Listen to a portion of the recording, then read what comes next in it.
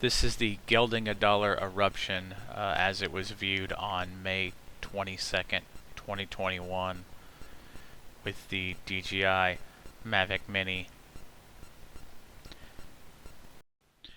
This eruption is approximately 30 miles southwest of the Reykjavik airport, and you can actually view the eruption from the highway come up over the mountain range to your left as you're approaching the Blue Lagoon.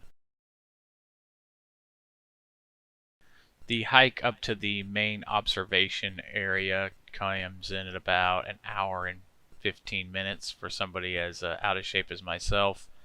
Parking is available at the trailhead and costs approximately $9 US.